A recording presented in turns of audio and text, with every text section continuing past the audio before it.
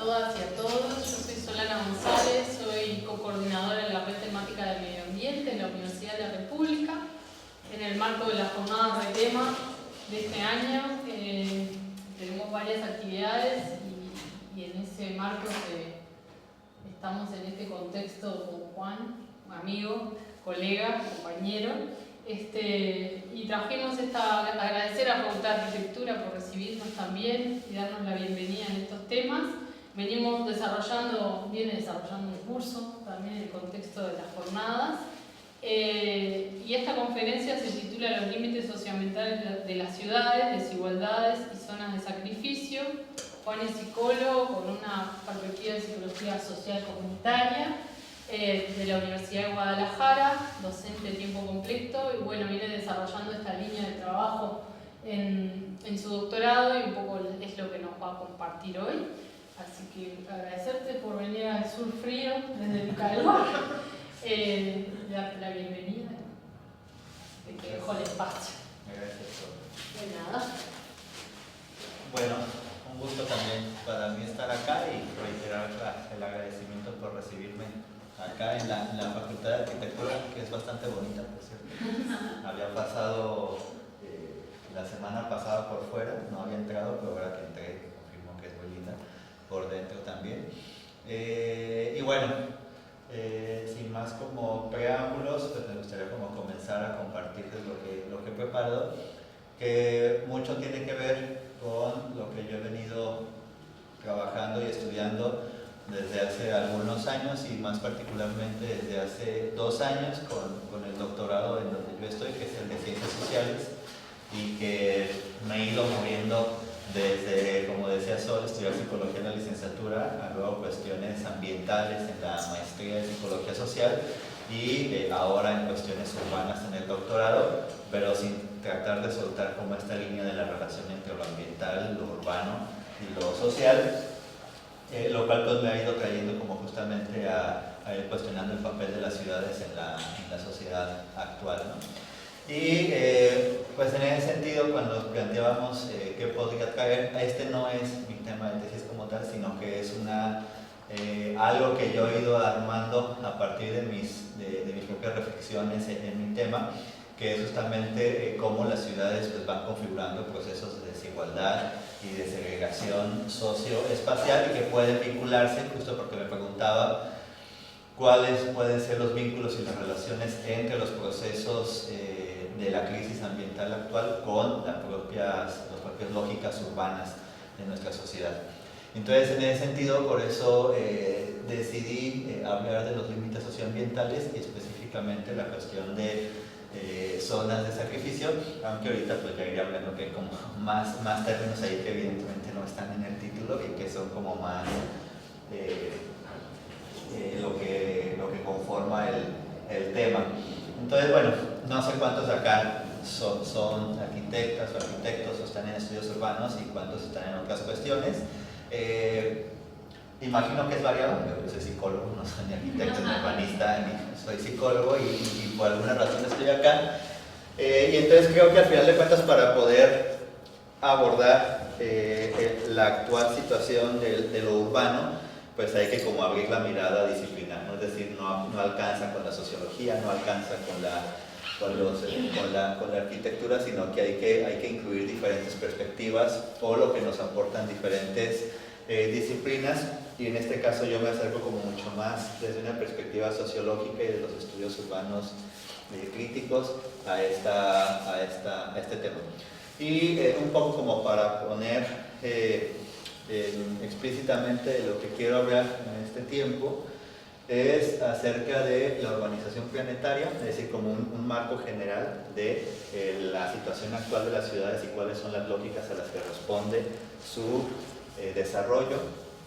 También la destrucción creativa, que es un concepto muy particular que habla justo como de la relación que hay entre las lógicas globales de circulación del capital y cómo se configura el espacio, el espacio como tal de las ciudades, cómo esto impacta específicamente a los centros urbanos en América Latina y en los espacios públicos, y para, digamos que aquí estaría un poco la cuestión social, y luego para la cuestión ambiental hablar de cómo hay una relación entre el metabolismo social y las zonas de sacrificio con la configuración actual de las ciudades, y para no quedarnos solamente con la cuestión, una visión negativa, también pues hablar de las propias resistencias que existen en las ciudades, y resistencias entendiéndolo desde las prácticas cotidianas de las personas en la construcción del espacio. Entonces, bueno, en ese marco es que me encuentro yo para poder hablar de esto, y parto como de varios supuestos. El supuesto más relevante del que parto es que el espacio pues, es una construcción social. El espacio no es un contenedor, no es algo que esté ahí pasivamente en donde los sujetos entonces actuamos, ¿no? El espacio es una producción social, esto se viene diciendo desde hace ya un rato. Parto un poco de la propuesta de Lefebvre, aunque luego también ya hay críticas a la misma, pero por lo menos para hablar de que el espacio es una producción social y para hablar de cómo ese espacio se configura a través de prácticas atravesadas por intereses tanto institucionales como sociales y de diversos actores, ya sean actores empresariales, institucionales o sociales, pues se tiene que partir del supuesto de que la producción del espacio es social, ¿no? Y es producido, como dice acá abajo, activamente por una diversidad de actores, ¿no? Y de prácticas cotidianas, como mencionaba. Y entonces, a partir de este supuesto de que el espacio es una producción social atravesada por diversos intereses de diversos actores, hablo entonces, o se llega también a la idea de acá, de que mediante el estudio de una zona particular, de una ciudad en particular, en este caso de América Latina, se puede acceder al análisis de dos cosas, ¿no? Una, al análisis de las lógicas globales que se materializan específicamente en alguna ciudad, es decir, cómo las lógicas globales que gobiernan el mundo actualmente se materializan en una ciudad como Montevideo, en una ciudad como Guadalajara, que es de donde yo vengo, y también cuáles son las diversas formas de resistencia que existen en las ciudades para hacer frente. Es decir, parto también del supuesto de que la producción social del espacio presenta en todo momento una tensión, ¿no? No es una cuestión lineal de quienes toman decisiones en el gobierno, deciden instalar un parque, un edificio, una zona residencial, lo hacen y entonces se acabó en una relación unidireccional, sino que todo el tiempo hay un proceso de tensión que puede implicar un conflicto entre diversos actores y que esa tensión y conflicto va a incidir en la propia producción de ese espacio. Entonces, es un poco como esta lógica de ida y venida, no lineal, de tensiones y de conflictos. Y acá digo, esta es la parte para mí más relevante, ¿no? Porque tiene que ver con cuestiones ya de análisis, de investigación, de cuando uno justifica por qué estudiar una ciudad en particular. En mi caso, yo estudio la ciudad de Guadalajara, que es donde yo vivo, pero lo que pasa en Guadalajara puede encontrarse en otras ciudades, evidentemente no de la misma forma, sino que estas fenómenos sociales que ocurren en una ciudad en particular pueden ocurrir en otras, pero respondiendo a las propias condiciones que tiene esa ciudad, ¿no? Condiciones institucionales, condiciones espaciales, geográficas, sociales y demás. Pero puede utilizarse como una forma de estudiar las ciudades. Y en ese contexto, entonces, cuando hablo de orden social, pues evidentemente estoy hablando de un orden neoliberal, que es el periodo actual del capitalismo en el que estamos, y tiene que ser, o puede entonces verse la configuración de las ciudades a partir de diversas categorías de análisis, como puede ser el urbanismo neoliberal o el urbanismo planetario. Y aquí hay entonces, podemos retomar diversos autores. David Harvey es uno de los más retomados en América Latina, que no es latino precisamente, pero bueno, es de los más citados y retomados, porque al final de cuentas habla de la relación entre la configuración del espacio y las lógicas de circulación de las mercancías o del capital, ¿no? Lo cual intensifica tensiones y conflictos. Pero bueno, voy a centrarme más en la cuestión del urbanismo planetario, ¿Por qué? Porque es una categoría de análisis que propone Neil Brenner, la pasada y que sigue trabajándola, y que puede ayudarnos a entender un poco más a qué me refiero cuando hablo de estas lógicas globales, ¿no?, que van construyendo el espacio. Bueno, acá puse un poco, ahorita voy a hacerlo como más, digamos, como los conceptos, y ahorita ya pondré como algunos ejemplos y algunas imágenes que traje para lo mismo. Pero bueno, hay dos momentos principales, aunque hay más, pero hay dos momentos principales en la categoría de urbanización planetaria, y estos dos principios, digamos, se van correlacionando, no están separados por sí, entre sí, sino que hay una interrelación entre concentración y extensión. Concentración es lo que normalmente en los estudios urbanos se utiliza para la cuestión de las ciudades, ¿no? Es decir, una conglomeración de personas y de servicios y de infraestructura para poder decir que algo es una ciudad. Sin embargo, Neil Brenner dice, bueno, esto no es suficiente para poder hablar en la actualidad lo que es una ciudad, ¿no? No es suficiente con la conglomeración de infraestructura, de personas y de servicios, sino que dice, hay que hablar también de la extensión, y con la extensión tampoco no se refiere al término clásico de la extensión territorial de una que puede tener una ciudad, ¿no? Es decir, cuántos kilómetros se extiende una ciudad, sino habla, particularmente en lo que dice acá, de un tejido urbano extendido.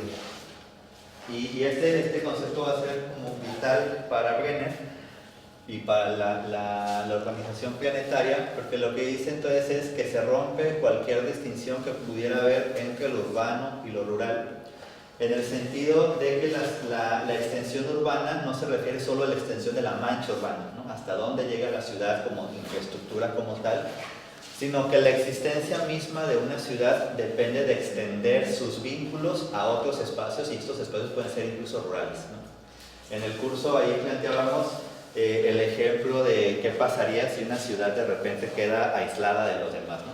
Cae un domo sobre la ciudad y queda aislada, y entonces llega un punto en que se acaba la comida, se acaba el agua y hay que producirla. Evidentemente ninguna o casi ninguna ciudad es capaz de producir sus alimentos en el territorio mismo de la ciudad, por la extensión y la cantidad de personas y el poco espacio cultivable que hay. Es decir, las ciudades requieren de espacios rurales y de espacios cultivables para producir su alimento. Casos como el de la Ciudad de México requieren traer el agua de muy lejos para poder utilizarla en el territorio. Es decir, la ciudad se extiende a otros espacios, sean estos rurales, se extiende porque requiere eso para poder existir. Y a esto se va a referir entonces Neil Brenner con la cuestión del tejido urbano extendido, no a la extensión territorial. Y en ese sentido, entonces,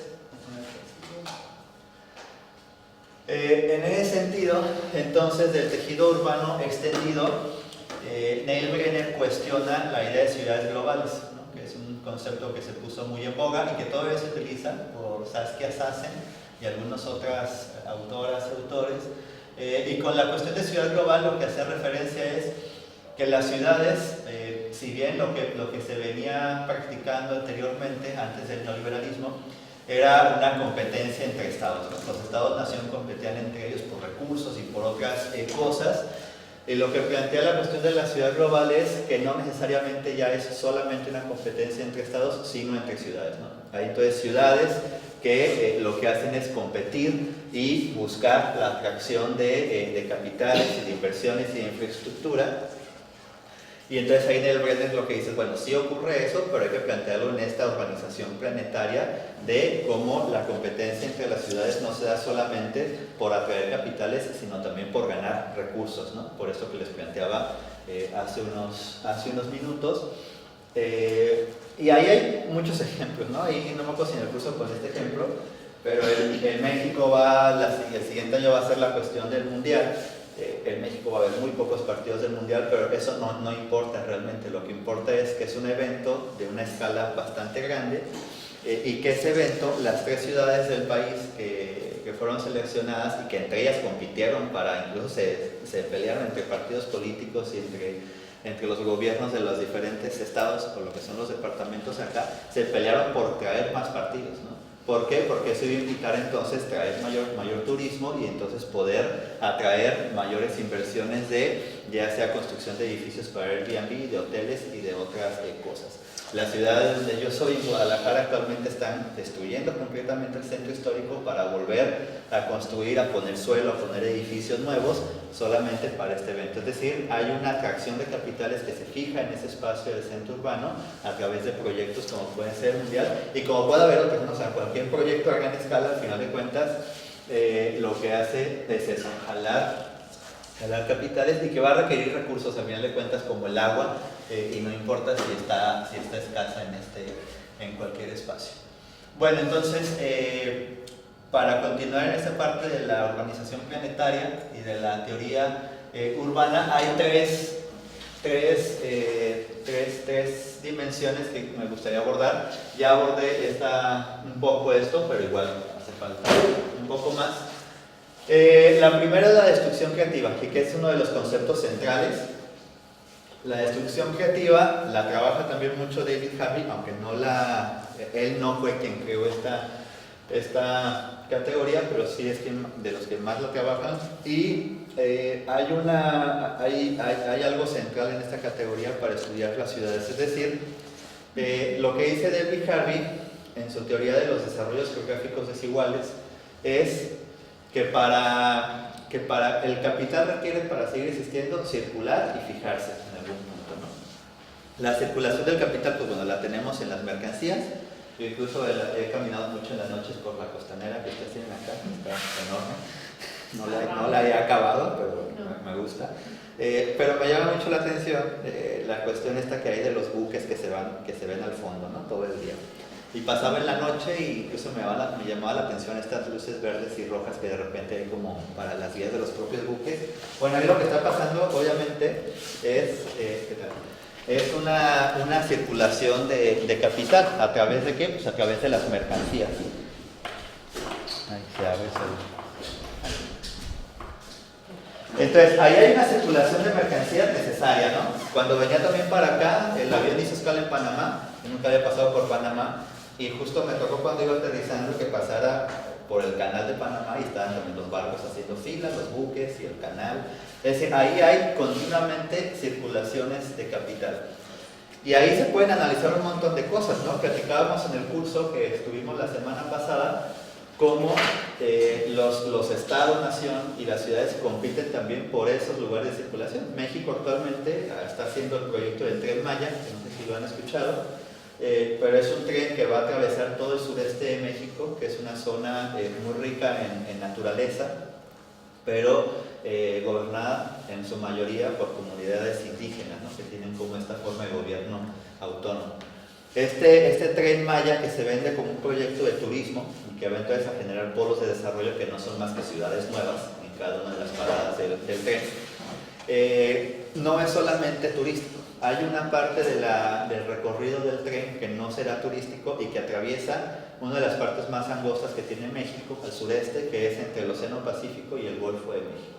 Y la intención de construir estas vías que atraviesan el país es generar una zona económica especial en donde las industrias vayan y se instalen ahí, produzcan ahí, y el tren que atraviesa entonces pueda jugar una competencia al canal de Panamá, ¿no? Un poco más al norte. Entonces lo que está pasando ahí es una fijación en la infraestructura del espacio para la circulación de capital. Y entonces, por lo menos desde esta perspectiva de la destrucción creativa, que ahorita voy a explicar un poco más, se requiere que el capital circule y que se fije físicamente, literalmente se fije en el espacio a través de edificios o a través de cualquier infraestructura que funcione para esto. Pero entonces la destrucción creativa, ¿de qué va? La destrucción creativa lo que implica es que en los espacios urbanos muchas veces ya no hay ese espacio para poder crear, para poder fijar el capital, porque ya está construido. Y entonces lo que ocurre es que se necesita destruir parte de ese capital fijado en forma de infraestructura para crear nuevas fijaciones de capital. Y entonces ahí vienen ya procesos de transformación urbana que se dan sobre todo, por lo menos en países de América Latina, se dan en las zonas del centro urbano de las ciudades, es decir, en las zonas más viejas de de la ciudad.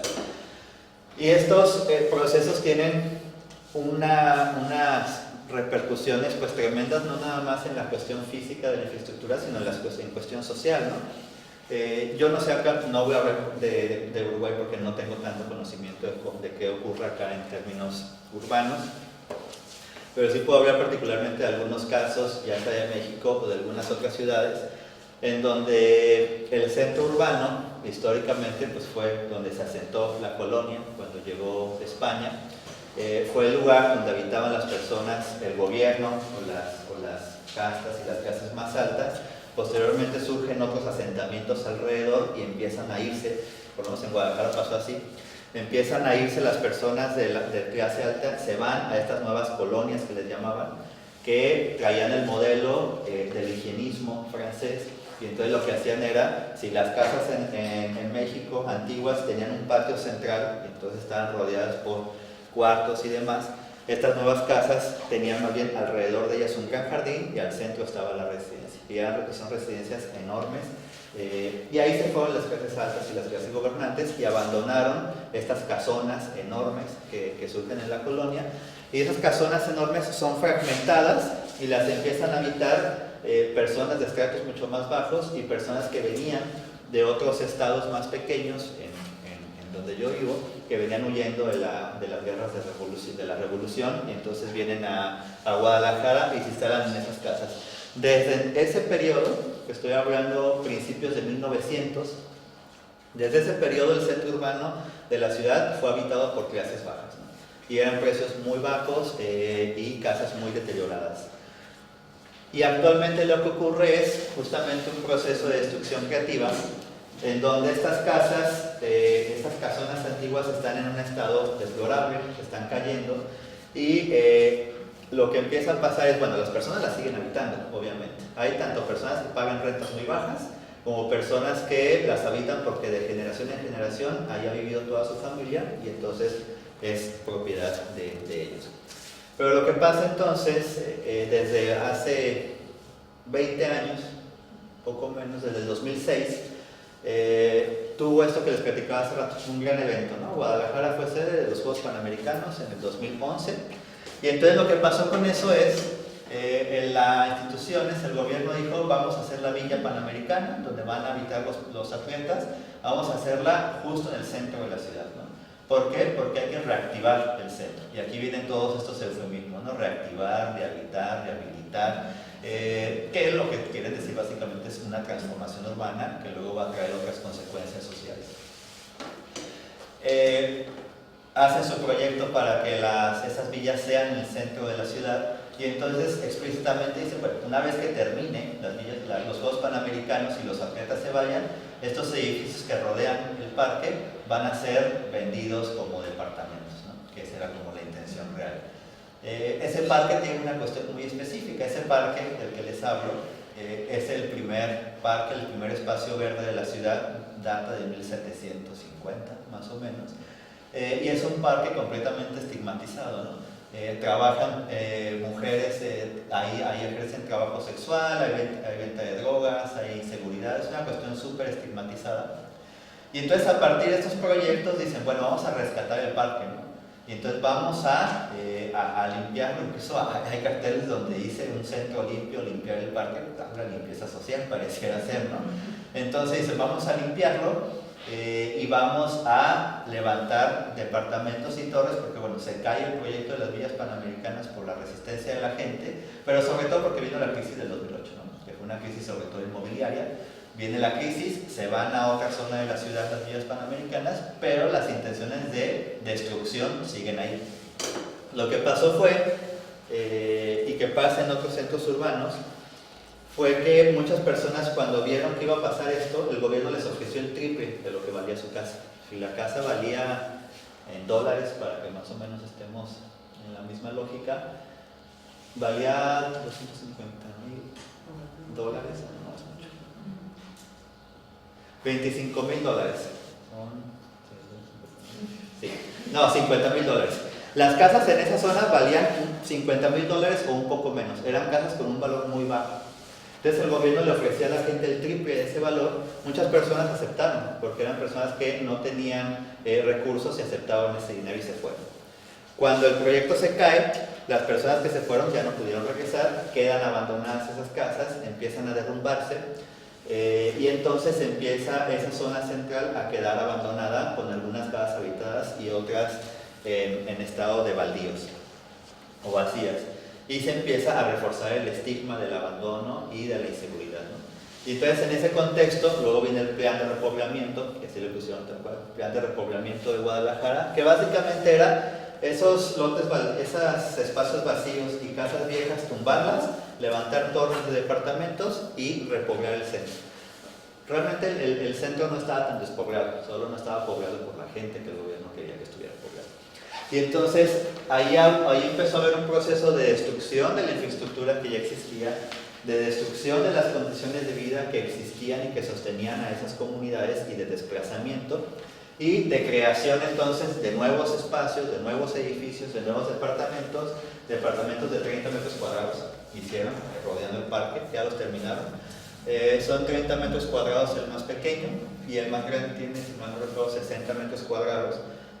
Al principio el gobierno lo anunció como vivienda social, incluso el gobierno dio una licencia del 100% a quienes sus departamentos costaran menos de cierta cantidad y del 80% a quienes costaran otra cifra, ¿no? Al final no fue así, al final la licencia sí se dio, porque ellos mismos eran los que estaban construyendo con sus empresas de los gobernantes, pero lo que pasó es que los departamentos que recién los terminaron ahora se ofrecen como Airbnb, ¿no? Entonces lo que está pasando es destrucción de la infraestructura que ya existía para creación y fijación de nuevo capital en nueva infraestructura, pero además con nuevas formas de habitar y de usar el espacio que tienen que ver con nuevos grupos de personas que van a venir a habitar o a ocupar más bien el espacio, ¿no? Y entonces, en ese sentido, la extensión que hablábamos hace rato, esta extensión de la ciudad hacia otros espacios, no necesariamente de la mancha geográfica, de la mancha urbana, sino la extensión, pues va a ser mayor, ¿no? Por ejemplo, en esa zona donde que les platico que se está construyendo esas torres, un río, atravesaba un río que separó históricamente a la ciudad entre la clase alta y la clase baja. Ese río, por ahí de los 1890, 1900, se embovedó, se metió dentro de un tubo y construyeron una gran calzada, porque cuando nos gobernó Porfirio Díaz, el único dictador que tuvimos, él tenía aspiraciones francesas, como todos en ese contexto, y construyó una gran calzada, ¿no? Quería que la ciudad fuera más arbolada y con más jardines, pero al final lo que pasó en ese contexto fue que se separó y se estigmatizó todavía más a quienes estaban de un lado y a quienes estaban de otro. Y ahora con la construcción de los edificios pasa lo mismo, se están construyendo sobre el lado que siempre fue de la clase gobernante y del otro lado se está dejando todavía esta segregación, ¿no? Entonces hay procesos de desigualdad inherentes a la propia configuración del espacio porque se desplaza a quienes antes habitaban el espacio, y ahorita hablaré más específicamente de esas formas de desplazamiento. Y bueno, en esta cuestión de los estudios urbanos pues también se tiene que tener en cuenta cuáles son esos procesos de resistencia o de prácticas sociales de las personas que habitan el espacio. Y que estos se dan a diferentes niveles, ¿no? Al final de cuentas, en el espacio que yo les comento, siempre ha habido procesos de resistencia históricamente, porque históricamente ha sido un lugar que siempre ha querido configurarse de manera distinta, y entonces hay vecinos y vecinas que todos los lunes se reúnen, por ejemplo, para platicar lo que pasa en el barrio, ¿no? Y entonces se organizan para resistir, e incluso los mismos que resistieron en 2006 a las villas panamericanas son los mismos que resisten ahora para el plan de repoblamiento, ¿no? Entonces, bueno, ahí hay como una cuestión, y esto que les hablaba de la cuestión de los centros urbanos, como para ponerlo más en imágenes y que no se quede ahí en una nube de abstracción. Obviamente cuando hablamos de transformaciones urbanas y de centros urbanos, muchos piensan inmediatamente en gentrificación. Yo no sé cómo es acá, pero se ha puesto mucho en boga ese término y ese proceso en muchos lugares, en México muchísimo, porque hay una cuestión que pasa actualmente en México, que hay no voy a decir invasión, pero hay una proliferación de llegada de población estadounidense y europea a la Ciudad de México y a la Ciudad de Guadalajara. Es una cuestión muy alta. Porque bueno, en la Ciudad de México hay un acuerdo entre el gobierno de la ciudad y Airbnb para intentar traer a los nómadas digitales y que entonces, como les decía hace rato, las ciudades van compitiendo para atraer capitales, ¿no? Y que vengan los nómadas digitales que ganan en dólares y gastan en pesos, les conviene a ellos y les conviene a la ciudad porque hay una derrama de dinero, ¿no? Pero eso va implicando transformaciones espaciales, ¿no? Entonces, la gentrificación no es lo único que ocurre cuando hablamos de transformaciones urbanas, pero sí es un proceso, digamos, que podemos ver muy claramente en muchas ciudades y particularmente de la que yo sé, que es de Guadalajara. Y hay como varios procesos que se pueden ir viendo dentro de este fenómeno de la globalización, perdón, de la gentrificación. Uno es el abandono y la estigmatización. Acá en la fotografía hay una casa del centro histórico de la ciudad, como hay muchas, esta es nada más una muy grande que a mí me gusta porque está invadida toda de plantas, pero hay muchas en este estado que están ya cercadas por el riesgo que tienen de caerse. Y lo que pasa es, bueno, se las abandona porque no se las puede tumbar, porque son patrimonio histórico. Y entonces quienes son dueños de estas casas, hay dos soluciones: o no tienen el dinero para mantenerlas y darles el mantenimiento y que sigan siendo funcionales, o dos, no les interesa porque no les es viable económicamente, dejan que se caen y cuando se caen entonces sí pueden levantar una torre departamental o hacer algo que sí les convenga, ¿no? Entonces hay un abandono activo, ya sea por parte de los dueños o también un abandono activo por parte del propio gobierno. Y esto no ocurre solamente en la zona centro, ocurre en zonas alrededor, en donde el abandono no tiene que ver nada más con el abandono de la infraestructura, sino también con el abandono de los servicios, ¿no? En este caso la seguridad o la limpieza. Hay entonces en ese sentido zonas muy estigmatizadas en las ciudades, donde no sé, como sea en Montevideo, pero piensen un barrio o una colonia en donde inmediatamente pensemos que es inseguro, ¿no? No voy a pasar por ahí estas horas, o por lo menos, como dicen acá, no me voy a regalar, ¿no? No voy a traer el celular así en la noche porque sé que puede pasar algo. Ahí hay un estigma vinculado a un espacio particular. La cuestión es cómo se construye ese estigma a un espacio, ¿no? No se construye, no es una cuestión natural, se construye históricamente y se construye a través del abandono institucional a ciertos espacios que pueden ser las periferias, pero que también ocurre en los centros urbanos. A partir de que hay un abandono institucional o por parte de los dueños de las fincas de un espacio, ocurren dos procesos casi a la par: el proceso de especulación y el proceso de renovación, ¿no? ¿Y cómo ocurren esto? Los procesos de renovación ocurren básicamente porque llega el gobierno municipal y empieza a reparar banquetas, empieza a reparar parques, empieza a meter servicios de seguridad, de limpieza como no había antes, o empieza a poner proyectos que buscan reactivar, ¿no?, los espacios. Acá, por ejemplo, lo que vemos es dos torres y una casa. Esta casa de aquí se llama Casa Baeza, es una casa típica de México y típica del centro urbano de la ciudad de Guadalajara. Se llama Baeza por el arquitecto que la habitaba y que la construyó, y es una casa que es patrimonio histórico. Si uno busca en las imágenes de Google Maps que vienen desde 2009, es una casa que estaba abandonada, grafiteada y que no había ya nada en ella, ¿no? Entonces, esas dos torres de atrás son dos torres que pertenecen a un proyecto que se llamó Ciudad Creativa Digital, que fue un proyecto en Guadalajara que tenía la intención de traer empresas de desarrollo de software y de video y de tecnología que estuvieran en el centro. Este parque, con que esquina, tenía el parque que les platicaba, el Parque Morelos.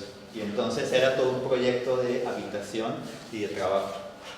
Entonces, esas torres que se construyeron son espacios de coworking y son espacios en donde está la idea de que vengan empresas como Google, Oracle y demás.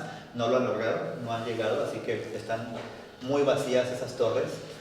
Y la Casa Baeza, como no la pueden tumbar, y tampoco la querían tumbar porque al final de cuentas esas casas luego pueden funcionar para elevar la plusvalía de los espacios, esa casa por dentro está hueca, ¿no? Lo que hicieron fue quitar todo por dentro dejar solamente la fachada, que es la cuestión del patrimonio, y por dentro son recepciones para los edificios. En Guadalajara pasa mucho eso, no pueden tumbar las casas que construyeron en 1900 y que son casas muy grandes de lo que les decía de este estilo francés, no las pueden tumbar. Y entonces lo que hacen es, en esos jardines enormes que tenían alrededor, levantan las torres departamentales y la casa queda como recepción a ese edificio. Entonces lo que hacen es renovar el uso que se tenía de esa casa, pero con otras funciones. Acá no pasa eso, porque acá es una zona estigmatizada de todo el tiempo, y entonces lo que hacen es renovar esos espacios para darles otro uso. Pero a la par de que hay estos procesos de renovación, no podemos hablar que uno va antes que el otro, hay procesos de especulación. Es decir, y algo muy importante de esto es, uno, hay diferentes escalas, hay una multiescalaridad en los procesos urbanos, en el sentido que lo que pasa, como les decía, que lo que pasa en una ciudad responde a lógicas que rebasan el territorio de esa ciudad, que responde a lógicas globales. Pero también hay un conjunto de intereses y de actores que pueden actuar en conjunto, y en este caso me refiero a actores políticos y actores empresariales, ¿no? Entonces, teniendo por supuesto que hay un vínculo entre el poder económico y el poder político, cuando se sabe que una zona va a ser renovada, lo que hacen los actores empresariales es empezar a especular. ¿En qué sentido digo esto? En el centro de la ciudad el precio del suelo era muy bajo, muy bajo, porque estaba estigmatizado y estaba abandonado en muchos casos. Cuando se supo que el gobierno iba a empezar a renovar la zona, lo que hicieron, comprar el suelo.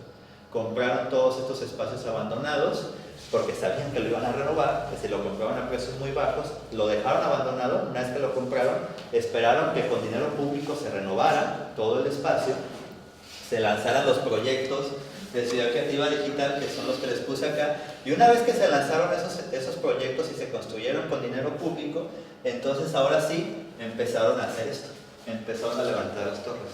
Una vez que el precio ya había subido, pero subió a partir de una intervención pública. Entonces los procesos de renovación y de especulación del suelo van a la par, y van a la par también de actores políticos y de actores económicos. Lo que hacen acá, por ejemplo, en este tipo de edificios que son casi todos iguales, cambiarán un poco, pero son diseños muy homogéneos, lo que hacen es lanzar preventas, lo que debería estar prohibido, porque básicamente lo que hacen es financiar la construcción del edificio con la preventa. No arriesgan realmente mucho capital con la construcción, y entonces hay edificios que se encuentran abandonados porque no hubo la preventa suficiente y entonces no se pudo hacer la inversión para levantar la torre, ¿no? Y luego empiezan otra vez a construirla o la dejan ahí.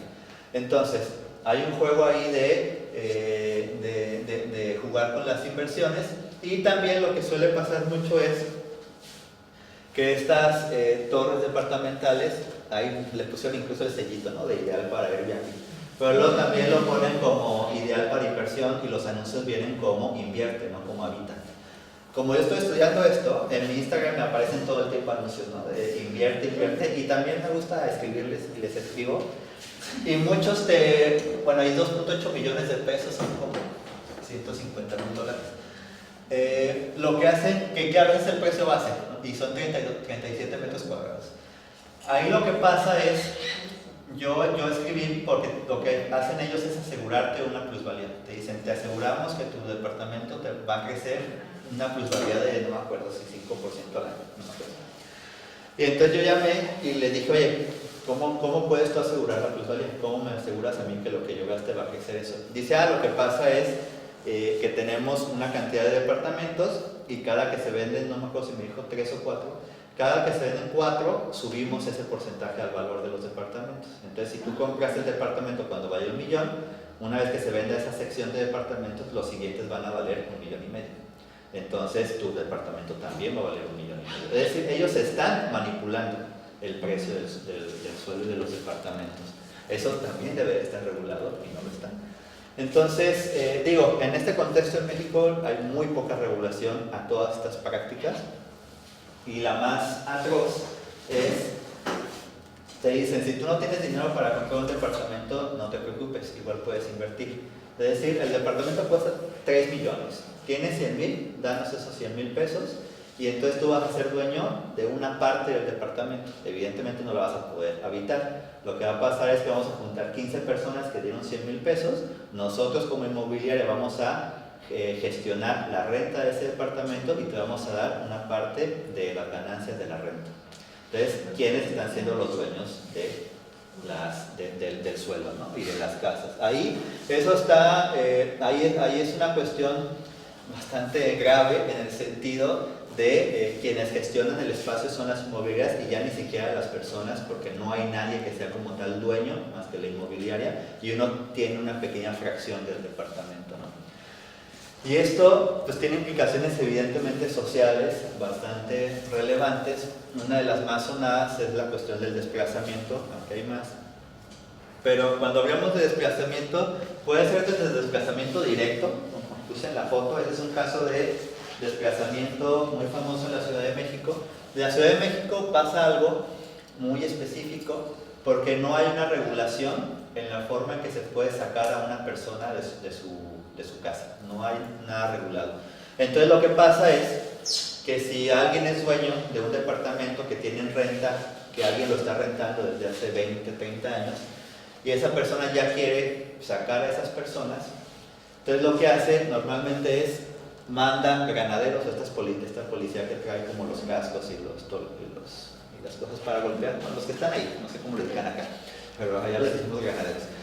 Llegan estos policías, llegan con una serie de abogados, llegan en la madrugada, llegan como a las 2, 3 de la mañana, abren la puerta, sacan las cosas como están acá, sacan todas las cosas con cargadores, las dejan en la calle, dejan vacío el departamento y entonces ya lo tumban o hacen lo que tengan que hacer, ¿no? Entonces es un desplazamiento directo y violento y no hay nada que lo regule en la Ciudad de México, ¿no? Digamos, es permitido, incluso pues, está la policía, ¿no? Que cuida los intereses de quienes desalojan así. Pero también hay otras formas de desplazamiento, no solamente ocurre así. Hay desplazamientos indirectos y no necesariamente con violencia física, en el sentido que cuando cambia la forma cuando cambia esto, lo que pasa es que quienes vienen a trabajar allá a la Ciudad Creativa Digital, los pocos que hay, pero quienes tienen interés en venir, son sobre todo personas jóvenes con alguna cuestión de técnicos en software, ingenieros en software, alguna cuestión de profesión bastante específica. Y estas personas que vienen a trabajar acá, estas empresas, son personas que ganan mucho más que el promedio de lo que se gana en México o en las ciudades en general. Y los departamentos que están hechos a un lado de esas torres están pensados para que los habiten estas personas. Y entonces, estas personas que pagan, que por una renta pagan $500, que pagan por una renta más de $500 ahí en el centro, cuando lo normal era pagar $100.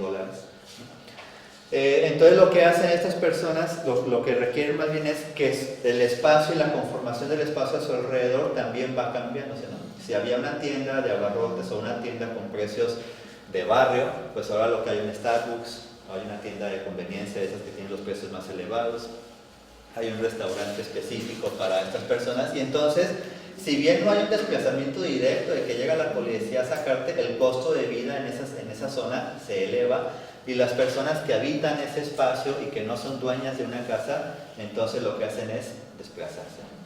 Y lo que hemos encontrado es que no se desplazan necesariamente a otros barrios, se desplazan cerca, en la misma zona, pero en donde todavía pueden seguirlo pagando. Y eso tiene una consecuencia en los estudios.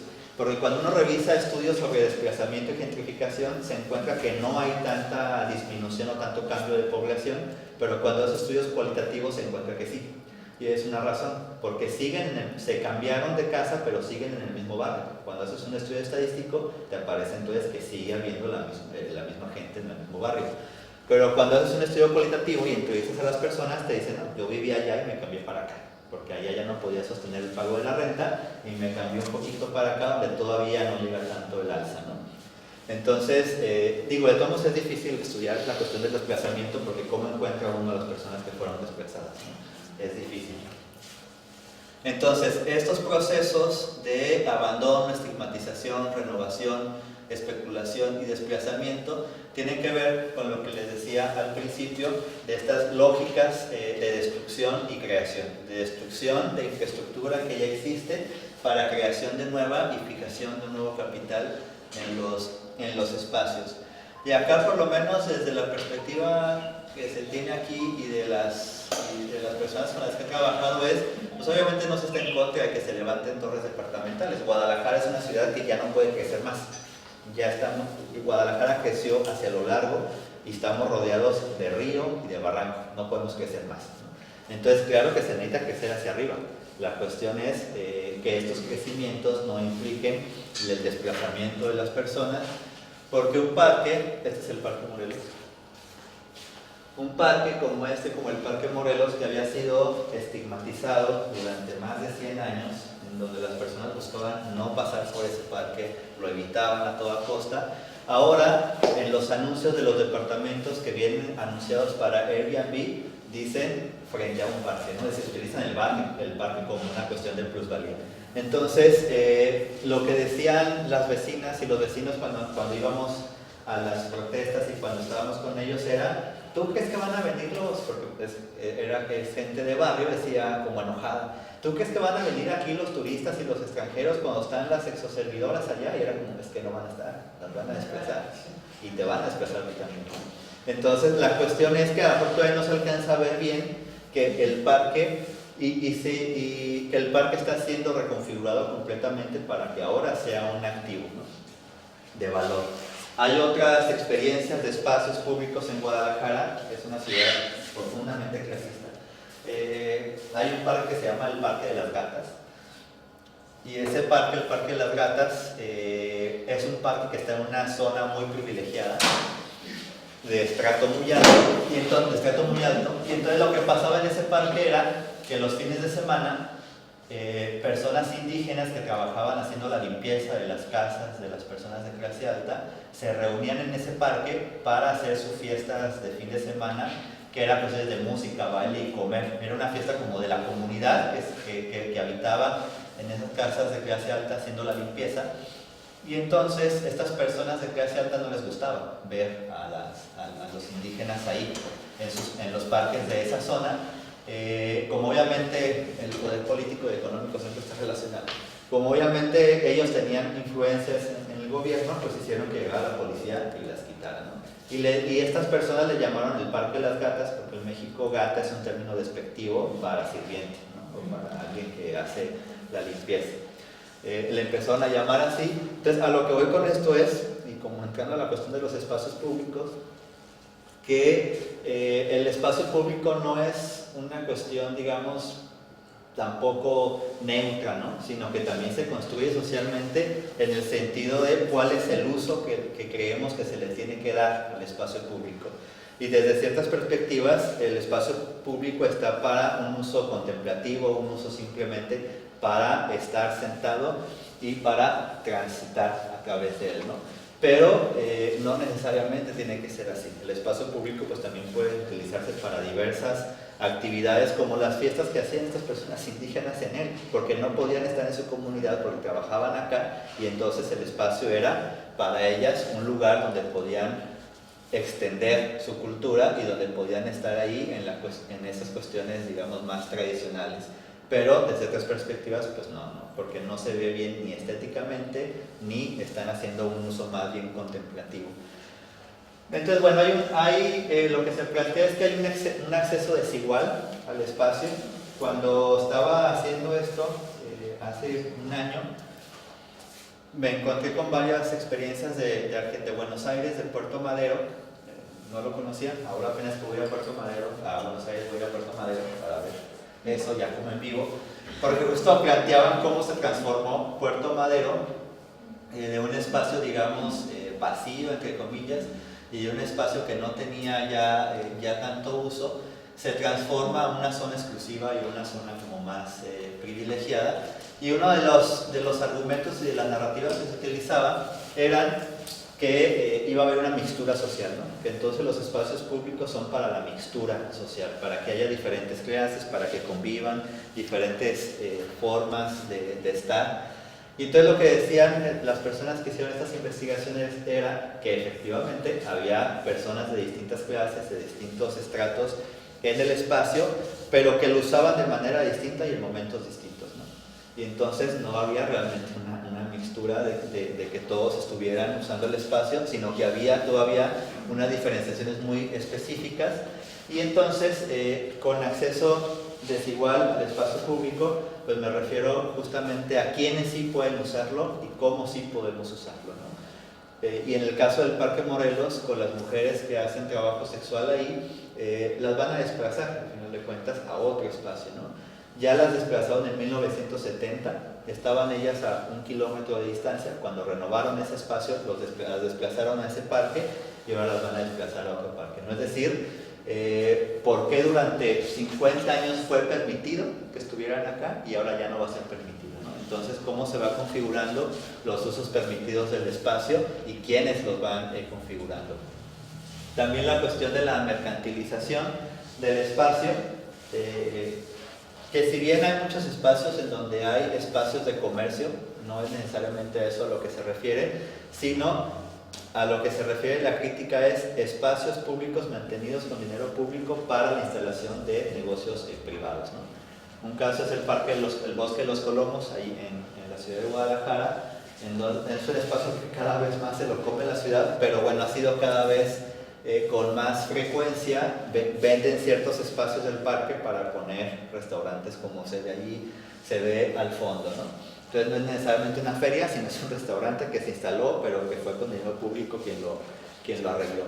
Y bueno, también puede haber un uso democrático. Ahí no quise solo poner imágenes de México, y puse la playa, no sé si sea Pocitos o cual sea, pero la puse. La Ramírez. Ramírez, bueno. Entonces, digo, yo le platicaba a Sol que desde mi ingenuidad de tener apenas una semana acá en Montevideo, pues evidentemente hay una diferencia bastante marcada en los espacios públicos que yo veo en Montevideo a los que veo en Guadalajara. En primer lugar, todos los espacios públicos que yo he visto no están cercados, ¿no? En Guadalajara hay muchos espacios públicos que son públicos pero están cercados y a las 10 de la noche los cierran y no puedes entrar aunque sea público. Acá yo no he visto eso, he visto que hay como una cuestión mucho más abierta en los espacios. No sé cómo sea en otras partes de Montevideo.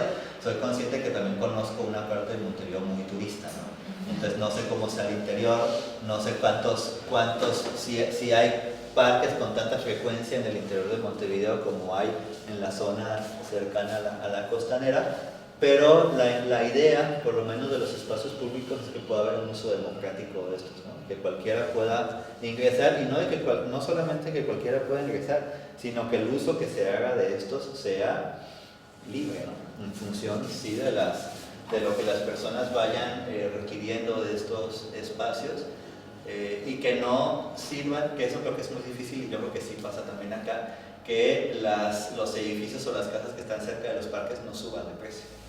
Porque al final de cuentas, si las casas o los departamentos que están cerca de los parques, del transporte público, de escuelas y de hospitales suben de precio, lo que está ahí significando es que es más caro poder acceder a esos servicios, cuando esos servicios se supone que son para todas las personas. Si el transporte, las áreas verdes y los servicios son para todas las personas, ¿por qué entonces se utiliza como una cuestión de plusvalía para subir el precio, ¿no? Ahí hay como una cuestión de fondo que se podría discutir. Bueno, hasta aquí la parte social, sigue la parte ambiental. No sé si alguien quiera comentar algo como para antes de seguir. Bueno. Entonces, planteaba yo al principio que la configuración socioespacial de las ciudades pues, va a tener impactos sociales, que ahorita los planteé de manera general, y también va a tener impactos ambientales. Plantear esta categoría de urbanización extendida o de territorio extendido, como decíamos, implica pensar más allá de la mancha urbana. ¿Hasta dónde llega la ciudad no en términos de la mancha urbana, sino en términos de hasta dónde llegan sus tentáculos o hasta dónde llegan sus necesidades de supervivencia en términos de la naturaleza que requiere y el trabajo, los cuerpos humanos que requieren, ¿no? Y ahí lo primero que salta a la vista pues son las cuestiones de producción de alimentos y de agua, ¿no? Y en el contexto del neoliberalismo, por ahí desde los 70s para acá, en ese contexto el crecimiento de las ciudades ha sido mucho más rápido y evidentemente lo que ha hecho es acelerar el metabolismo social. Y el metabolismo social nos referimos básicamente a esta relación que hay humano-naturaleza, ¿no? Es decir, la extracción de naturaleza que hace el ser humano, su transformación implica producción de energía, producción de calor y producción de residuos. Ahí hay un metabolismo, ¿por qué? Porque siempre hay un ciclo que se está cumpliendo entre extracción, producción y desecho. Y ese ciclo entre extracción, producción y desecho obviamente está interrelacionado y genera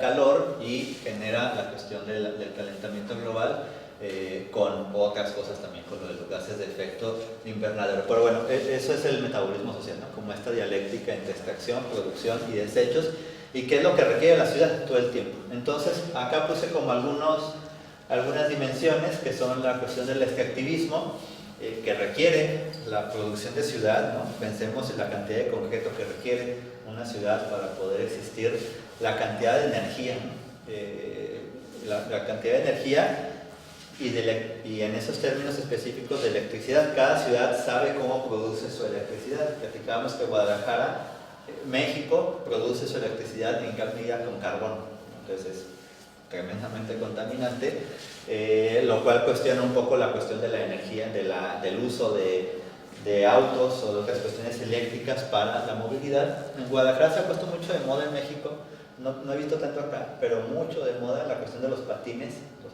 eléctricos, pero es ya casi más que bicicletas, ¿no? O sea, es ya un problema porque ya no hay espacio en las ciclovías ni en las calles, entonces es un problema actual, y que al final utilizan electricidad, que muchos de ellos son chinos, que se compran en Temu o en estas aplicaciones, cuestan relativamente muy baratos, cuestan como $350 los más chafas, y que sabemos que las baterías van a venirse abajo en cualquier momento. Entonces, bueno, hay un extractivismo, no nada más de litio como puse acá, sino de más cosas, pero que la ciudad requiere extraer naturaleza, todo el tiempo requiere extraer naturaleza para seguir creciendo.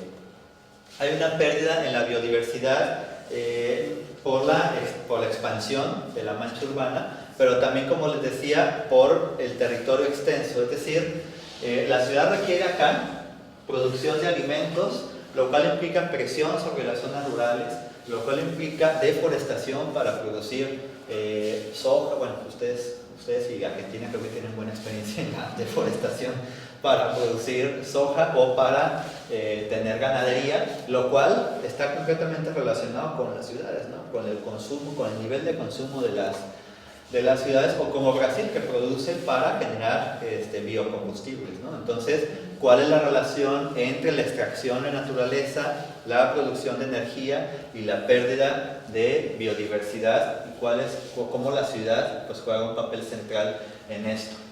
Acá la foto es con lo que les platicaba el Tren Maya en México, que está en el sureste de México. No sé si alguien ha ido en algún momento a México, a la zona de Mérida, a la zona de Yucatán, que es estas selvas donde está Cancún, Tulum y todo eso, que es como lo más conocido de las playas de México. Pero ahí metieron el tren y hay unas cosas que se llaman cenotes, que son estas cuevas con agua que se hicieron cuando cayó el meteorito. Entonces, estas cuevas que están llenas de biodiversidad, lo que ven acá, esta cosa de aquí, es un pilar del tren, por arriba pasa el tren. Entonces, metieron pilares por los cenotes para sostener las estaciones y para sostener al tren, y lo que está pasando evidentemente es una contaminación y un deterioro de los cenotes. ¿Cuál es la relación de esto con la ciudad? El Tren Maya, dentro de su proyecto, es generar polos de desarrollo, que no son otra cosa que ciudades nuevas. Y entonces esas ciudades nuevas pues van a evidentemente requerir naturaleza y generar desechos y contaminación, como pueden ser aguas negras y todas las que ya conocemos de la ciudad. Los residuos, evidentemente se genera una cantidad inmensa de residuos. Hay ciudades en donde los tratan de una manera más sustentable, hay ciudades como la mía, donde simplemente hay montañas de basura, generan lixiviados que se van al subsuelo y que se van a los arroyos y que al final de cuentas se llenan en algún momento y tienen que renovarse. Lo que pasa ya es que las empresas que se encargan de esto son privadas y el gobierno les da los territorios para que se encarguen de esto y entonces llega un punto en que se satura, ¿no? Y también está la cuestión del traslado de las mercancías que pues implica también contaminación, ¿no? Implica el combustible que usan los buques, y justo eso es lo que me da mucho la atención de acá, ver los buques pasando todo el tiempo en el horizonte, es la cantidad de recursos. Incluso les mandaba a unos amigos la foto de ellos y les decía, ahí va tu producto de Amazon, ¿no? Ahí va a tiempo. O sea, ¿cuál es la relación entre el nivel de consumo de la vida urbana, el nivel de estilo de la vida urbana, el traslado de mercancías, la producción de contaminantes y la producción de energía? Y cómo todo eso entonces configura un metabolismo social que presiona cada vez más a la naturaleza y al planeta. Y eso está completamente vinculado con una categoría que es la de zonas de sacrificio. Ay, me pasé con la letra. Sí, está muy chiquito. Perdón, hasta ahorita lo estoy viendo. Zonas de sacrificio es un término que era utilizado en la Guerra Fría, si mal no recuerdo, para referirse a unas zonas en donde se desechaba el uranio y se desechaban materiales tóxicos que se producían con las cuestiones nucleares, pero que luego fue apropiado por las comunidades y por los ambientalistas cuando se daban cuenta, ya no nada más de esos desechos tóxicos como el uranio, sino que se daban cuenta que había zonas que por lo general o siempre son zonas empobrecidas y zonas de comunidades racializadas, y que en esas zonas es donde se van a desechar los residuos de las empresas, ¿no? Y acá, por ejemplo, pensemos por ejemplo en la cuestión de la basura, ¿no?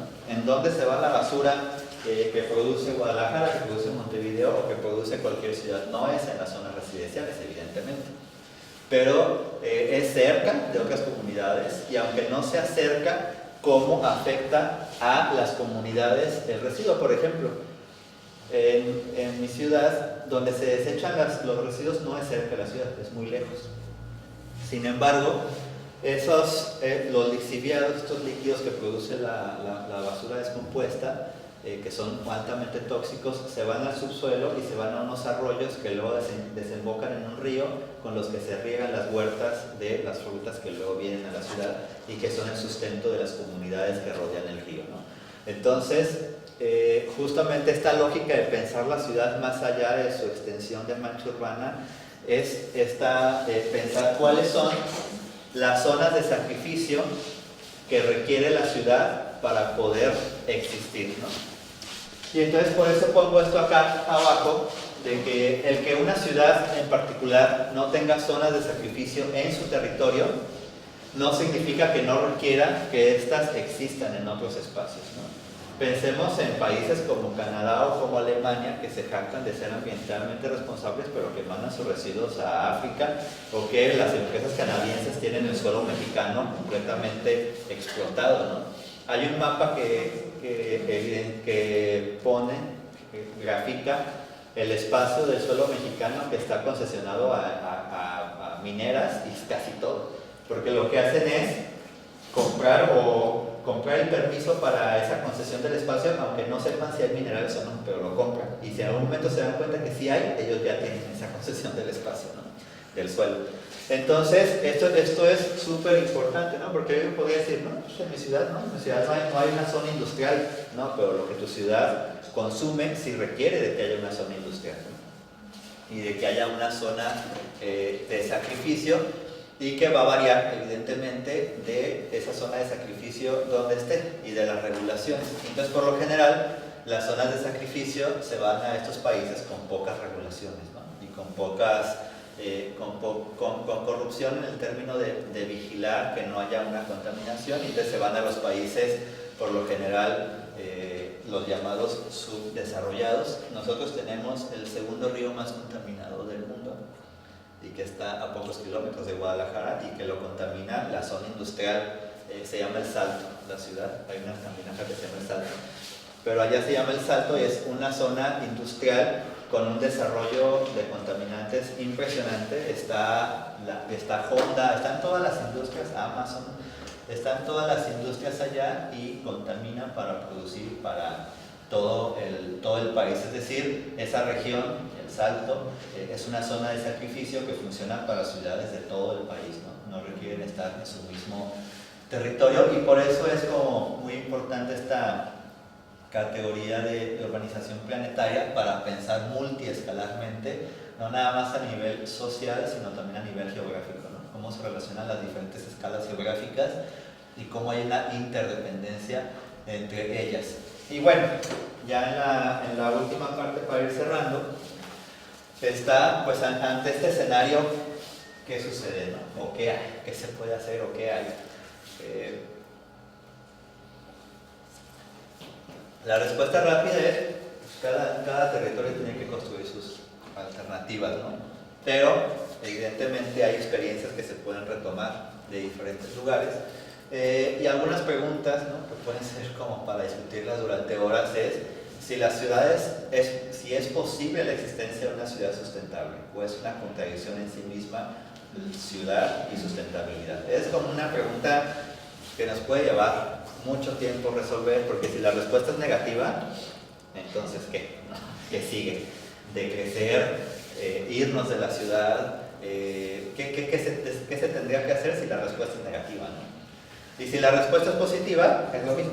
¿Cómo hacer entonces que la ciudad sea sustentable?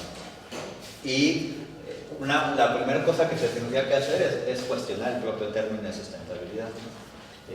Y entonces vamos a encontrar que unos dicen sostenibilidad y otros dicen sustentabilidad, y que hay diferencias conceptuales importantes entre unas, porque mientras decimos sostenibilidad, pues estamos planteando sostener algo que ya está, ¿no? Y mantenerlo para que aguante lo que tenga que aguantar, y un poco viene el término ahí de las Naciones Unidas, ¿no? De aprovechar los recursos sin poner en riesgo las generaciones futuras, y que es profundamente antropocentrista, y que habría que plantearnos más bien la cuestión de la sustentabilidad en términos sí de lo humano, pero también más allá de lo humano, es decir, cuáles son las implicaciones de la existencia de las ciudades, no nada más para lo humano, sino también para los no humanos, ¿no?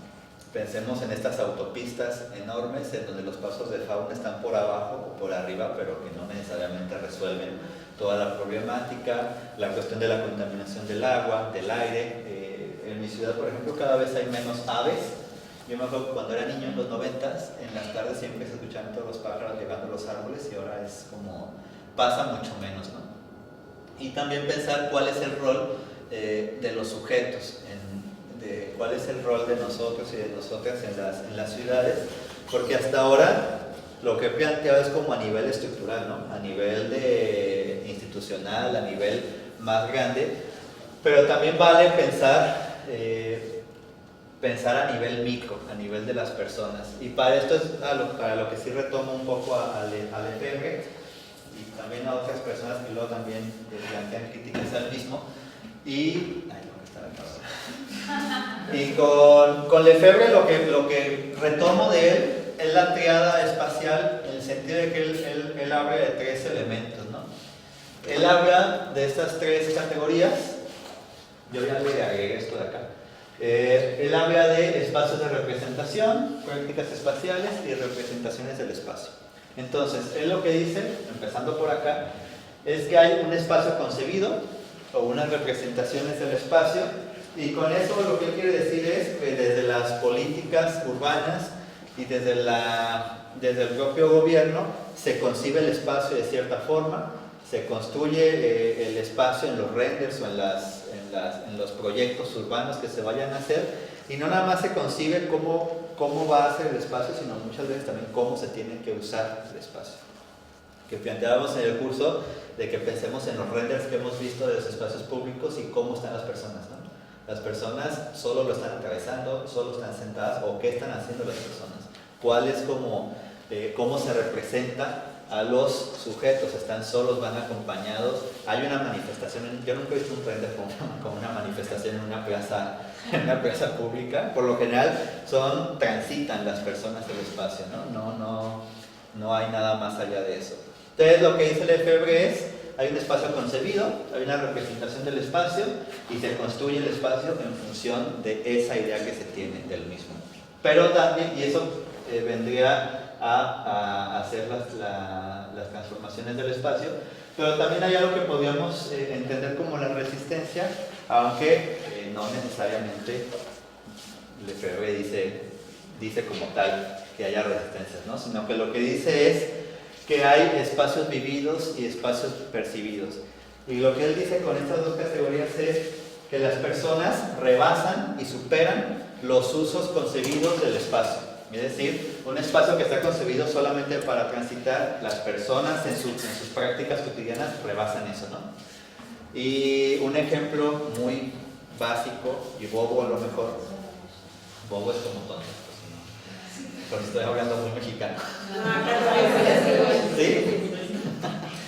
Una vez fui a caminar al Parque Morelos como en mi práctica de la tesis que hago, entonces me llamaba mucho la atención que estaban los caminos pavimentados para que las personas caminaran, rodeados de jardines, y entonces había una esquina en donde se juntaban dos caminos pavimentados, pero justo entre uno y otro había un paso diagonal en el pavimento que estaba ya en el pasto, perdón, que el paso estaba ya seco y que las personas pasaban todo el tiempo por ahí para ahorrar tiempo, ¿no? Y entonces cuando me puse en ese espacio diagonal construido por las personas para ahorrar hacer el paso en 90 grados, me fijé que lo que pasaba era que lo que había del otro lado era la parada del bus, ¿no? Entonces hay una práctica de las personas que venían de trabajar del centro de la ciudad y que en vez de irse para allá y luego dar a la izquierda, hacían directamente esto para llegar a la parada del bus. Ahí en ese ejemplo tan sencillo hay una práctica cotidiana sin intención política de nada, que simplemente lo que dice es el espacio es vivido de una forma diferente a la que es concebido, ¿no? Y puede haber otros ejemplos mucho más allá, ¿no? Lo que dice Lefebvre también es las cuestiones artísticas. Por ejemplo, en México está esta devoción muy fuerte a la Virgen de Guadalupe, y entonces en cualquier espacio público y barrial te encuentras un altar a la Virgen de Guadalupe o una representación artística de la misma, que no la hizo el gobierno, la hicieron las personas que se organizaron, hicieron un altar tal cual, ¿no? Hubo una vez un gran escándalo en la Ciudad de México porque se robaron un San Judas Tadeo, que es como el santo de los comerciantes y de las clases más bajas, y entonces se hizo todo un escándalo porque se lo robaron del barrio y se organizó la gente y pusieron uno nuevo, ¿no? O sea, cómo se va configurando el espacio. Hay, por ejemplo, un autor brasileño que se llama Everardo Batista da Souza, que él habla del patrimonio territorial. Y él dice, el patrimonio, más allá de lo que diga la UNESCO de qué es un patrimonio, el patrimonio territorial debería ser aquel que la gente considera como un patrimonio de su barrio, ¿no? Esa pintura, esa esquina, ese monumento. Y entonces, en ese sentido, lo que me gusta más bien buscar es cuáles son esas marcas de que la gente está habitando el espacio y no nada más lo está usando como se concibe que se debería usar, ¿no? Una marca muy sencilla es cuando en esa zona que les hablo del Parque Morelos hay jardineras que son distintas a las demás, ¿no? Entonces cuando platicas con las personas ya te dicen, es que esta la cuida la vecina tal, y todos los días sale y pone sus plantitas y sus florecitas y las riega y las cuida y ya, ¿no? Y obviamente hay un ejemplo, un caso muy paradigmático en mi ciudad. Se me olvidó, ¿cómo le dicen a los camellones acá? Estos espacios que están entre las avenidas, que están en medio de canteros. Bueno, hay un cantero muy grande, hay muchos, pero hay uno muy grande, en donde es muy representativo de la ciudad, porque en ese cantero hay una iglesia, ¿no? Hay un templo. Porque entonces lo que pasó en Guadalajara es que cuando creció la ciudad empezaron a hacer muchas avenidas y tumbaron muchísimas manzanas y casas fueron derrumbadas, muchas. Y ese templo no lo tumbaron porque la gente se organizó para que no lo tumbaran. Y entonces lo que hicieron fue, vamos a dejarlo ahí en medio, y al lado está la avenida y en medio está el templo, ¿no? Y hay todo un estudio de cómo lo hicieron para que no se cayera, porque por abajo pasa un metro, por abajo pasa un tren, está el templo, y entonces lo que hicieron fue que el metro rodeara el templo por abajo para que no se cayera. Ahí hay un patrimonio que las propias personas defendieron, ¿no? Y ese, otra vez me repite el nombre, ese cantero, es que es una palabra que nunca he escuchado. Ese cantero es muy significativo en parte por eso, pero también porque es un espacio verde muy largo. Y entonces lo que hicieron varias personas cuando empezó a moverse mucho el tema de la agroindustria y la agricultura, dijeron vamos a poner una milpa, ¿no? Que es esta combinación entre maíz, calabaza y frijol. Entonces lo que hicieron fue abrir, cambiaron la tierra para que fuera tierra buena, pusieron una milpa y entonces empezó a poner de moda que todos en los parques los empezábamos a intervenir. Y ahí íbamos todos, ¿no? Y echábamos semillas de maíz y ahí dejamos. ¿Y qué hizo el gobierno? Lo prohibió. Dijo, si quieren hacer algo en los espacios verdes tienen que venir a pedir permiso, ¿no? Entonces, lo que hizo fue que empezaba a mandar gente de la administración pública, que se llama Parques y Jardines, a quitar la milpa. Y la gente salió y empezó a hacer guardias, ¿no? Se organizaron los vecinos y dijeron, pues a ti te toca de 2 a 3, a ti de 3 a 4. Hicieron guardias hasta que desistió el gobierno y dijo, no, se va a armar un escándalo, pues déjales ahí el maíz, ¿no? Entonces, al final ahí, ¿qué es lo que está pasando? Hay una práctica espacial cotidiana de organización colectiva para defender una forma del espacio que no es la concebida. Y uno de ustedes dirán, ¿qué tiene que ponga el maíz? ¿A qué le afecta al gobierno? Es que el que ponga el maíz implica una forma de organización. Y entonces hay que intentar controlar eso porque se puede convertir en otra cosa después. Y ahí está la vinculación entre la configuración espacial y las prácticas sociales. Y ejemplos, digo, hay muchos, ¿no? O sea, en el Parque Morelos hay unos tubos antiguos, que era donde estaba el río antes, y una vez yo estaba viéndolos, porque no tienen letrero ni nada más les pusieron un vidrio para que los veas, pero no sabes qué son, ahí están. Yo estaba viéndolos, y se acercó una sexoservidora y me dice, ¿qué ves, mijo? Vete de aquí. Y le digo, no, pues es que estoy viendo eso. No, eso es basura, el gobierno. Y me empezó a sacar todas sus críticas al gobierno. Y entonces ahí empezamos como a platicar y me di cuenta que pues, también ellas tienen toda una organización ahí en el espacio, ¿no? Y que no va a ser tan fácil quitarlas como nada más váyanse, sino que hay todo un proceso. Claro, además está la cuestión del narcotráfico, que es quien al final de cuentas quien controla eso, ¿no? Que es muy peculiar en México. Entonces, bueno, básicamente para cerrar, lo que a mí me parece como central de todo esto es cómo prácticas cotidianas de personas cotidianas configuran los espacios más allá de lo que se tiene concebido como estos. Y claro que hay ejemplos tremendos como las zonas de sacrificio y los corredores industriales en donde las prácticas cotidianas no van a quitar una industria, en donde hay una gran cantidad de poder político y de poder económico en que configura ese espacio y que es pues, tremendamente difícil poder hacer algo, y que ahí las prácticas cotidianas tienen que convertirse más bien en prácticas de resistencia, sí, con fines políticos explícitamente definidos, porque ahí la configuración entre la tensión entre los poderes que se articulan ahí, pues solamente puede ser confrontada con la organización social colectiva. Pero hay otros espacios como este, en donde las personas que tienen habitándolo durante cientos de años, pues tienen prácticas ya muy arraigadas, ¿no? Y prácticas, incluso que no lo toqué, pero hay prácticas culturales también. En este parque, el Parque Morelos, hay una feria, le decimos tianguis allá, hay una feria del Día de Muertos y de Navidad.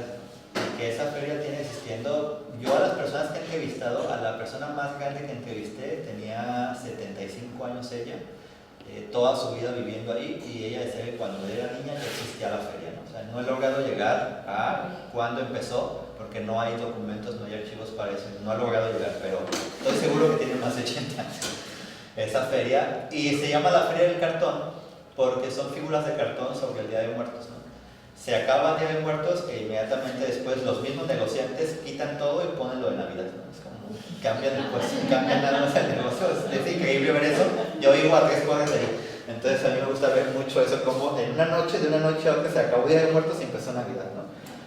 Cuando me vine para acá, estaba el Día de Muertos, cuando regrese el 8 de noviembre va a estar Navidad. Es increíble. Y esa es una práctica cultural y es un espacio que ha sido defendido desde siempre por los propios habitantes, ¿no? Entonces, bueno, ejemplos como esos puede haber mucho. Yo hasta aquí iría como terminando también para escucharles lo que quieran comentar y poderlo ver, ¿no?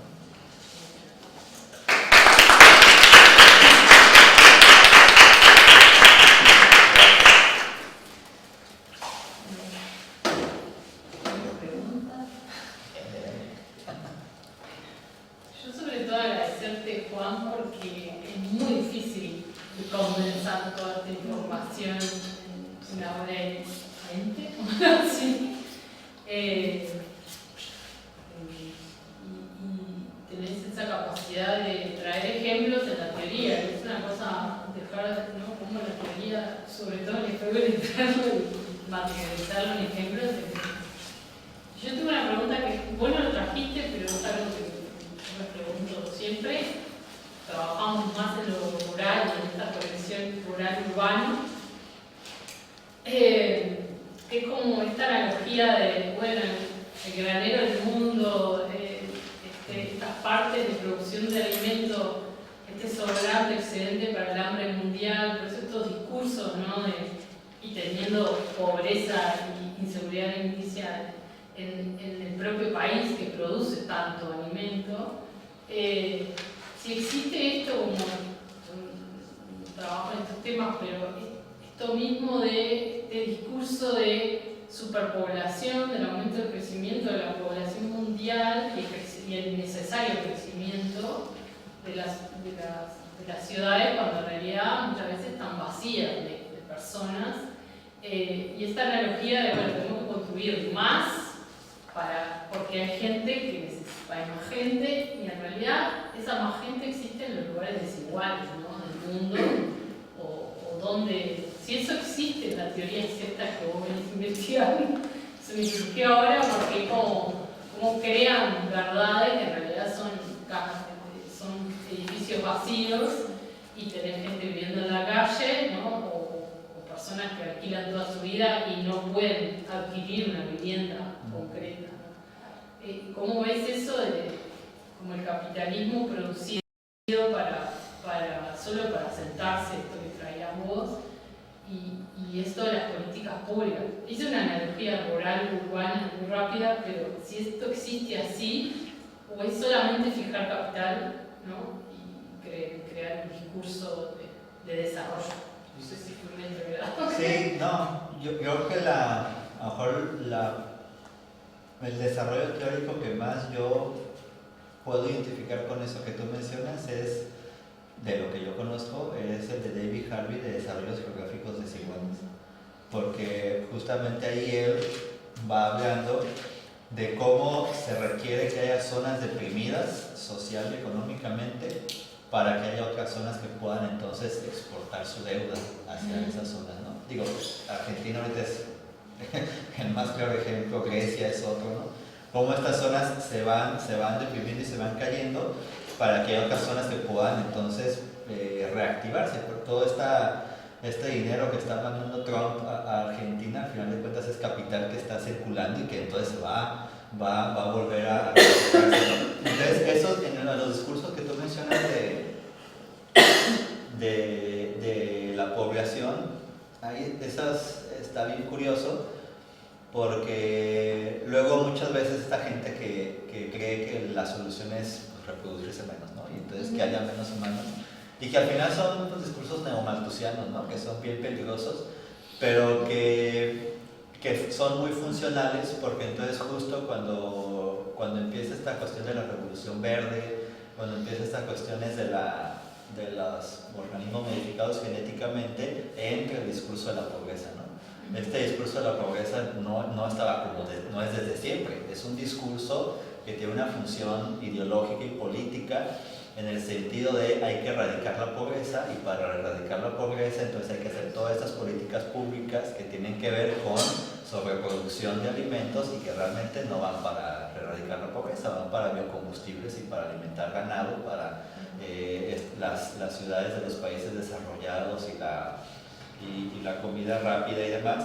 Entonces, creo que hay una vinculación entre el discurso de la pobreza, las políticas de la revolución verde, de la intensificación de la agricultura y las políticas públicas que tienen a esto. Y la cuestión del vaciamiento de las ciudades, ahí es también una narrativa que se utiliza mucho en Guadalajara, y no sé si acá, de decir lo que pasa es que la ciudad se está vaciando, ¿no? En Guadalajara lo que pasa es que es una ciudad no tan poblada, de 1,5 millones de personas, pero que es tan grande que se comió a otras 5 o 6 ciudades, es decir, es la misma mancha urbana, y ya en conjunto esas 5 o 6 ciudades son como 5 millones de personas. Entonces esas 5 millones de personas lo que dicen es que se están yendo de Guadalajara, que es el centro, se están yendo de Guadalajara y se está vaciando, y entonces hay que levantar todas estas torres para que la gente le parezca atractiva a Guadalajara y se vuelva a venir. Entonces, yo por lo menos sí veo ese vínculo utilizando los desarrollos geográficos desiguales, en donde la lógica de esa teoría es que siempre va a haber lugares que estén como más deprimidos en términos sociales y económicos, porque eso es funcional para que haya otros que puedan estar, que se puedan levantar. Harvey pone muchos ejemplos con Estados Unidos, con Chicago, por ejemplo, que en algún momento fue como un centro económico muy activo, y como ahora Chicago pues se ha venido abajo mucho, ¿no? Detroit también. Detroit es un claro ejemplo de eso, ¿no? Entonces pone muchos ejemplos de Estados Unidos, pero podemos encontrar otros, ¿no? En cómo hay este juego en donde, por lo menos desde esta perspectiva, no es como que haya que hacer algo para que Detroit o para que estas ciudades se reactiven, sino que es una relación jerarquizada y funcional entre las ciudades y entre los estados. Requiere haber ciudades que estén en ese estado para que haya otras que estén en una bonanza económica. Y eso es lo que se cuestiona, ¿no? Porque se requiere que haya unas abajo para que haya otras arriba. Entonces la desigualdad, que era el título de la conferencia, la desigualdad es inherente a la propia configuración social. No sé si respondí, ¿verdad?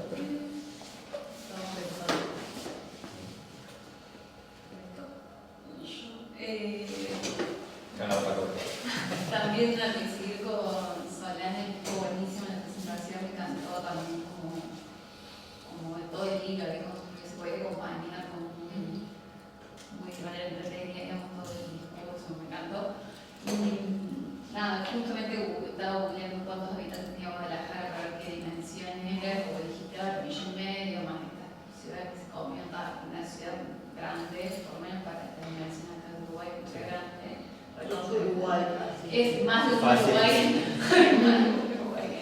Y nada, que hay como, está bien últimamente más estudio de cómo estos fenómenos de la especulación inmobiliaria y el capitalismo financiero se vienen dando en estas grandes ciudades, como medio con estos mismos lógicas bien parecidas, con sus particularidades, ¿no?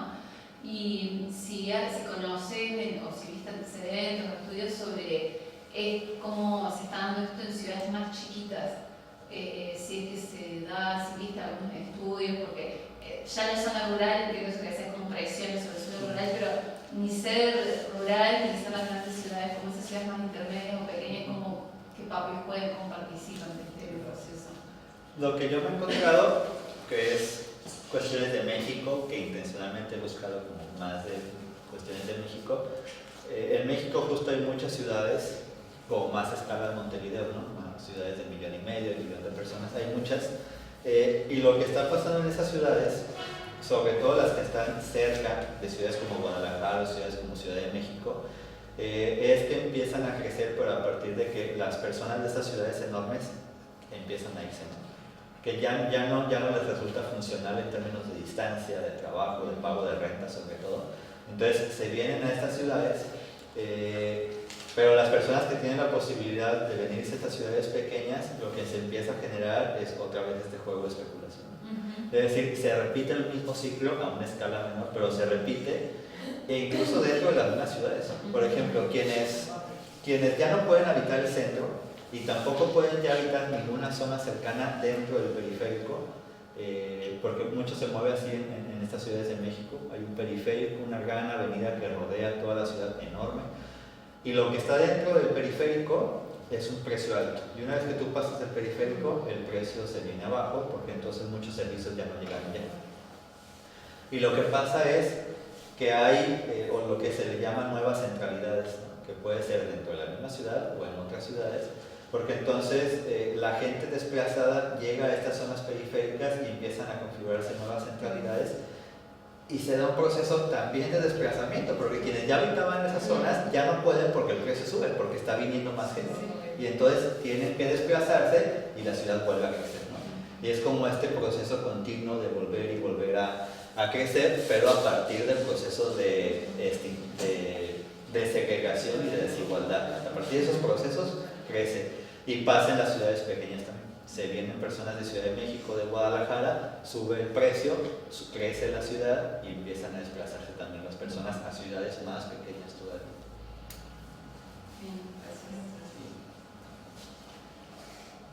La población de México crece anualmente mucho. ¿Como país o de la Ciudad de México? Como país. Sí, ha crecido, no recuerdo si en 30 años creció como 30 millones. Éramos 100 millones y ahora somos como 135, 140 millones. Y con la población de Estados Unidos también, porque esa es la otra cuestión, que está regresando mucha gente está regresando de Estados Unidos, los que están deportando a ICE, y la cuestión ahora es mucha gente es gente mayor que ya no va a encontrar trabajo. Si de por sí en México está difícil la situación, entonces hay dos procesos que están ocurriendo ahorita en México: la gente que viene de regreso de Estados Unidos y la gente que viene de Centroamérica y del Caribe. Entonces se está llenando mucho de gente de Haití, mucha gente de Panamá, de El Salvador, mucho argentino. Entonces se está llenando de argentinos, de gente de Centroamérica y de gente del Caribe, y entonces aparte de los mexicanos empieza a crecer. Y esta gente que viene de Centroamérica y de Argentina evidentemente viene pues buscando una situación económica mejor, y por lo tanto se van a las zonas de la periferia. Y entonces las zonas de la periferia normalmente son zonas muy inseguras, en donde el transporte no es un buen transporte público, y entonces lo que hace es generar todavía más presión sobre estas zonas. Entonces sí está creciendo mucho la ciudad en población.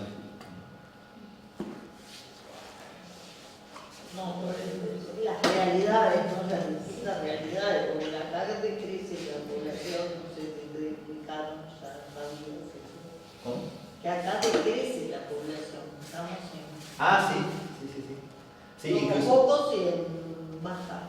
Incluso lo he notado, o sea, ahora que llegué acá a Montevideo hace una semana, uno de los primeros impactos que tuve es como la poca gente que veo a comparación de lo que estoy acostumbrado. Yo estoy acostumbrado a ver mundos de gente. Entonces, una de las cosas que me llama la atención es la poca gente que hay, pero también las edades, ¿no? Las diferentes edades que hay, que es como muy marcado. Eso es lo que me llama la atención de acá, a diferencia de México, ¿no? Que allá está creciendo exponencialmente y acá, como dice, está bajando. ¿Y cuáles son las consecuencias de eso? Claro, eso, acá iba un poco a eso que vos venías diciendo, ¿no? Contar que cómo es la problemática de una población que va bajando, ¿no? Evidentemente el proceso. Sí, y justo eso, ahí hay un término que a mí me gusta mucho, que es el de path dependence, o no hay una traducción tan específica, pero es como condiciones institucionales heredadas, que es básicamente cómo todos estos procesos globales que venían planteando se instalan o se materializan en cada territorio a partir de sus condiciones específicas, ¿no? Y una condición específica de acá puede ser esa, ¿no? Cómo esas lógicas globales del capitalismo se instalan en un contexto como el de Uruguay, en donde hay un crecimiento, a diferencia de cómo se instalan en un contexto como el de México, ¿no? Eso sería muy interesante poderlo estudiar. Acá en Uruguay tenemos una estructura demográfica similar a los países desarrollados.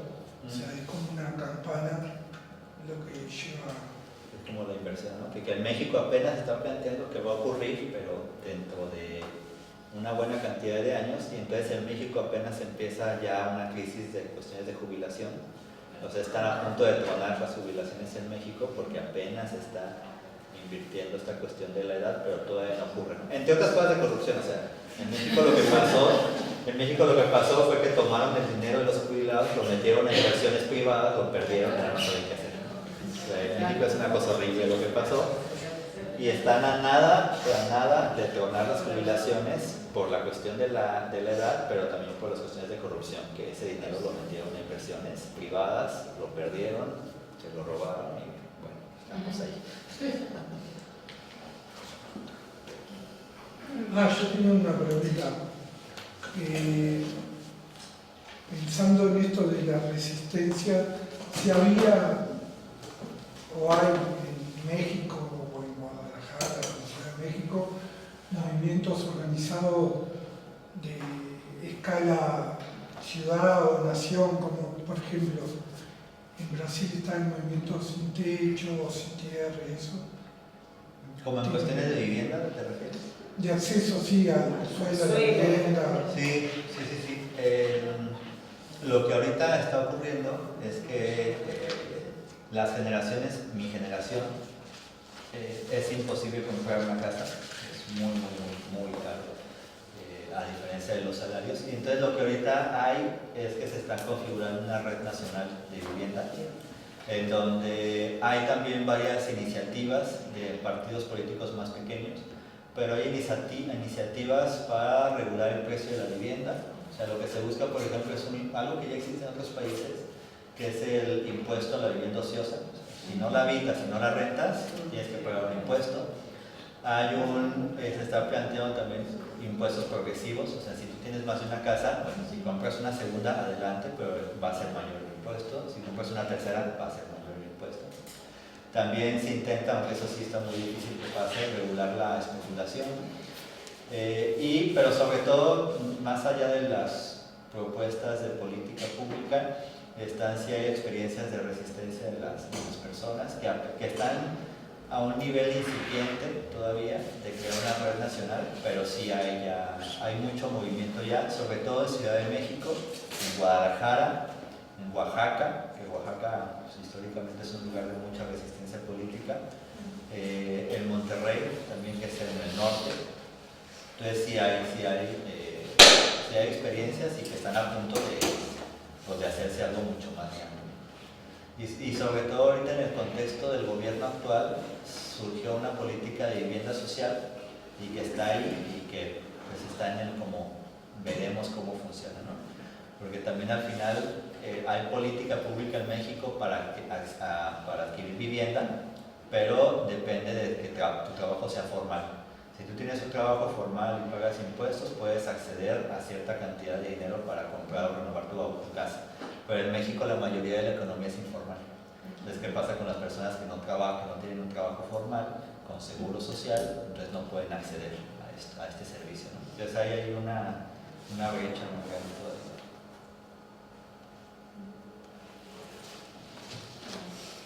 Gracias, qué vuelta. Gracias. Pues muchas gracias por venir. He hecho mucha guita para el trabajo. Mucha guita para el trabajo del curso. Sí. Estuvo muy bien, y Hay mucho tema que discutir. Tengo miedo del frío, pero estoy haciendo frío.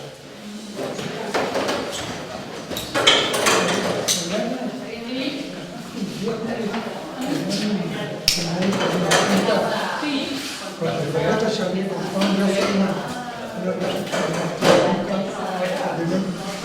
tengo en mi casa. No, aquí no. que pueden